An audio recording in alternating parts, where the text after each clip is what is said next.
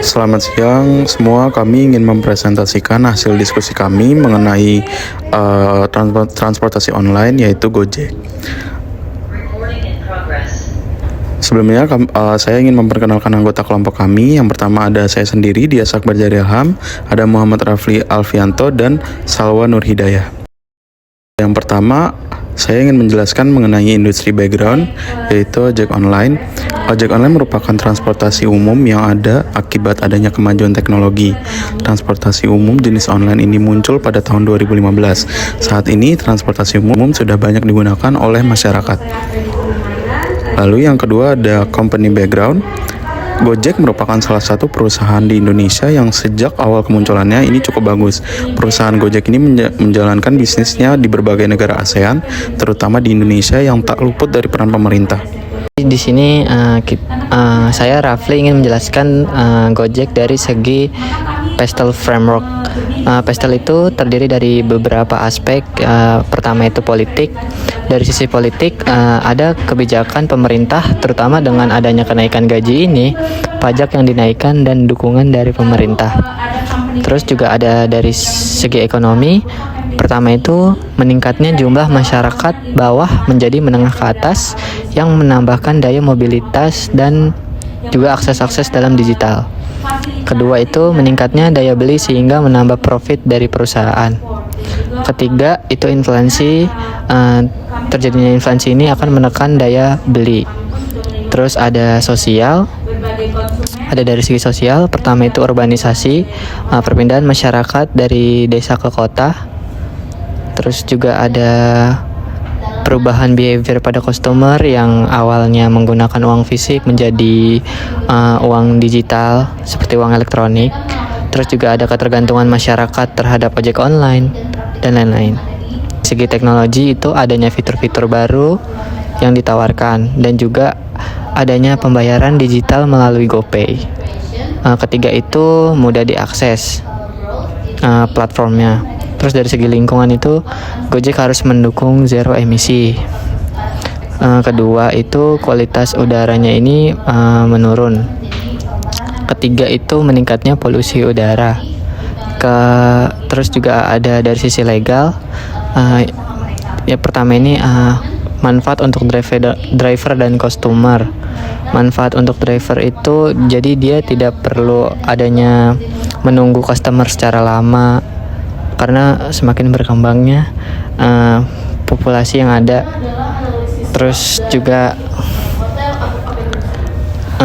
buat customer itu Oke, di sini selanjutnya saya akan menjelaskan Five Forces model yang dikembangkan oleh Michael Porter terhadap aplikasi Gojek ini.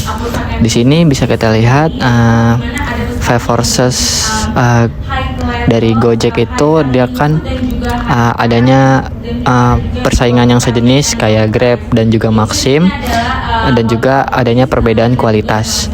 Yang dimana Gojek ini kan tarifnya 10.000 per kilometer. Terus juga ada Grab yang tarifnya ini 2.800 per kilometer, dan juga ada Maxim yang tarifnya itu 4.000 kilometer. Nah, perbedaan kualitas dari pesaing-pesaing ini tuh pertama itu Gojek ini mempunyai pelayanan variasi fiturnya seperti GoPulsa, GoMarket, GoTix, GoTransit, GoFood, dan juga GoTagihan yang dapat dipilih sesuai kebutuhan. Gojek juga ada layanan pembayaran seperti GoPay yang bisa dipakai masyarakat di mana-mana. Nah, kalau Grab itu dia memiliki tarif yang lebih rendah jika dibandingkan dengan Gojek dan Maxim. Grab ini lebih sering memberikan promo dan diskon untuk customer. Maxim. Nah, kalau Maxim ini jangkauan Maxim masih terbatas jika dibandingkan dengan Gojek dan Grab. Tetapi Maxim masih terus ada di beberapa kota. Jadi dia ini masih bisa berkembang. Saya Salwa Nur Hidayah, saya ingin menjelaskan tentang SWOT. Jadi pertama, strengths atau kekuatan ini, yang pertama Gojek ini punya penawaran pelayanan dari berbagai jenis. Jadi Gojek punya banyak fitur kayak GoFood, GoCar, GoMart, GoPulsa, GoTagihan, dan yang lainnya. Yang kedua, ia juga menawarkan promo-promo yang menarik untuk customer. Jadi customer lebih memilih Gojek daripada aplikasi yang lain. Yang ketiga, ada branding yang bagus dan didukung oleh pemerintah.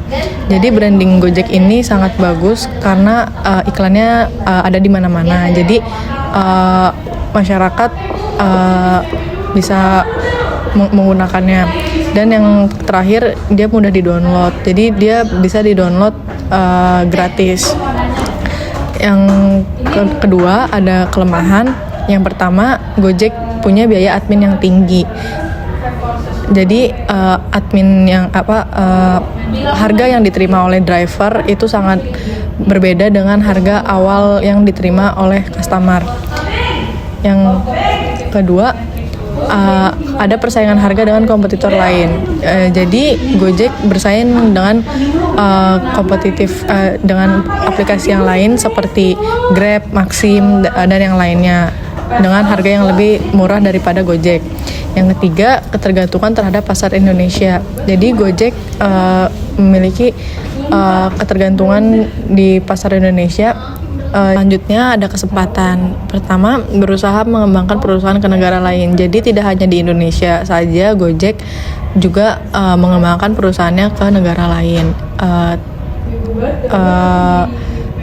seperti Vietnam dan Thailand. Dan yang terakhir ada ancaman. Yang pertama ada perubahan regulasi, yang kedua ada banyaknya kompetitor, yang ketiga Gojek itu rentan terkena hacker. Nah, di sini saya juga akan menjelaskan tentang competitive matrix. Yang pertama, penawaran pelayanan. Di Gojek, layanan transportasi online bisa ada pengiriman makanan, logistik, pembayaran digital seperti GoPay atau di e-commerce ada Goto. Kalau Grab ada layanan taksi daring, terus pengiriman makanan juga ada, pembayaran digital seperti GrabPay dan teknologi finansial. Kalau Maxim layanan transportasi juga, cuma dia fiturnya sedikit tidak kayak Gojek dan Grab. Dan Maxim ada layanan sepeda, motor dan mobil. Yang kedua ada market share regional. Kalau Gojek itu sangat kuat di Indonesia, bahkan di seluruh Asia Tenggara, terutama di Vietnam dan Singapura. Kalau Grab hanya kuat di Malaysia, Singapura, Filipina dan Indonesia. Kalau Maxim ini kehadirannya ini masih berkembang di Indonesia. Kalau Maxim kehadirannya berkembangnya di Indonesia dan pasar Asia Tenggara lainnya. Yang terakhir ada pertumbuhan pendapatan. Di Gojek pendapatannya ini tinggi dan didukung oleh beragam layanan dan Goto. Kalau Grab tinggi, tapi dia lebih fokus pada transportasi online dan pembayaran digitalnya. Sedangkan Maxim ini tumbuh di segmen transportasi online lokal. Nah, yang terakhir ada kesimpulan dan rekomendasi. Jadi, Gojek ini sebagai layanan ojek online di Indonesia perlu fokus pada beberapa rekomendasi untuk meningkatkan daya saingnya. Yang pertama, ada peningkatan kualitas layanan. Gojek harus memastikan konsistensi dalam pelayanan untuk mempertahankan kepuasan customer atau pelanggan. Yang kedua, diverifikasi layanan. Gojek harus memperluas jangkauan layanan dengan fitur-fitur baru yang relevan seperti Go Busway dan kerjasama dengan pemerintah. Yang ketiga, penguatan teknologi. Gojek harus bisa mengatasi masalah teknisnya pada aplikasi, terutama pada jam-jam sibuk atau jam pulang kerja untuk meningkatkan pengalaman customer. Jadi kesimpulannya adalah Gojek ini berhasil menjadi disruptor di pasar transportasi dengan inovasi yang berkelanjutan dan perlu terus beradaptasi untuk mempertahankan posisinya di industri yang kompetitif. Sekian dari kelompok kami, kurang lebihnya mohon maaf. Terima kasih.